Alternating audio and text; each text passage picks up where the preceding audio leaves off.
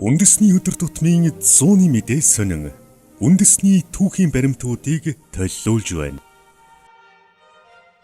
Халах голын дайн 1939 он. Халахын голын байлдаан нь урдчилсан зарлагдаагүй хэл хязгаарын дайн байжээ гэж түүхэнд бий. Ямар тайч халахын голд болсон уг байлдааны ажиллагааг дайн, байлдаан, тулалдаан байсан уу гэдэг дээр одоо хүртэл түүхчид маргаантай байдаг гэдэг. 1939 онд Япончууд Манжи нутгийг эзэлж Манжгоо нэртэй улсыг байгуулснаар Монгол улстай хил залгаа мэт болсон байдаг. Хил хязгаарын тухайд Япончууд буур нүур цутгах халахын гол хэмээн үзэж байсан бол монголчууд халах голоос зүүн тийш 16 км-ийн цаана оршдог Номхон тосгон хүртэл манай нутгаа хэмээн үзэж байжээ. Японы тал Манжуурт хуурай замын 1.3 сая цэргийг байрлуулад байсан нь Монголын зүүн хязгаарыг эзлэн аваад улмаар байгаль нуур очмоор зөвлөлт холбоот улс руу дайрах зорилготой байсан билээ. Тун удалгүй Японы цэрэг буюу Каунтуны армийн хүч Монгол улсад гинт давтуулсан юм. Тиймээс улс орны байдал дайны нөхцөлд шилжиж Монгол ардын хосгол цэргийн нэгтгэл ангиудыг хүч, техник хэрэгслээр яаралтай хангах ажилд шилжилээ.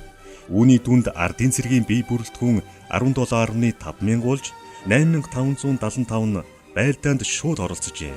Тэгэхдээ ардын арим хэлийн болон дотоодын цэргийг оруулаад 18 мянган хүн болж хөнгөн танк 10, их буу 40, нисэх онгоц 40 гаруйтай байсны гадна 50-аас 60 хуйхт машинтай байжээ. Ер нь Японы тал 1932 оноос эхлээд тагнуу туршуулын чанартай үйл ажиллагаа явуулж байснаа 1936 оноос сэргээ манай хэлд буюу Улаанбургас, Булан дэрс, Бүр довоо, хайласт манхан чиглэлээр хэлийг зөрчүүлэх болсон байна. 1939 оны 5 дугаар сарын эхээр Японы 300 явган цэрэг нисэх онгоцоор дэмжүүлэн Монголын хилээс дотогш 20 км цөмрөн орж хамар давааны застаалт халджээ. Цэргийн түүхчид халах голын байлдааны үйл явцыг 3 үе шатанд хуваан судалсан нь бий. Түүний 3 дугаар үе буюу шийдвэрлэх тулаан нь 1939 оны 7-8 дугаар сард болсон Баян цагааны тулалдаан гол байрыг эзэлдэг. Энэ тулалдааны явцад Японы тал ихээхэн хохирол амссан бөгөөд 10 гаруйхан хоногт 196 нисэх онгоцоо сүйрүүлсэн байдаг. Халах голын дайны тухайд судлаачид 1-р түүхийг үзэх хүслийн үүднээс дайн хэмээн томьёолсон. 2-р халах голын дайн нь дэлхийн 2-р дайнд оролцогч 2 эвслийн голлох гишүүдийн хооронд дэгдсэн анхны мөргөлдөөн бөгөөд цаашлаад дэлхийн 2-р дайны эхлэл байжээ хэмээжээ.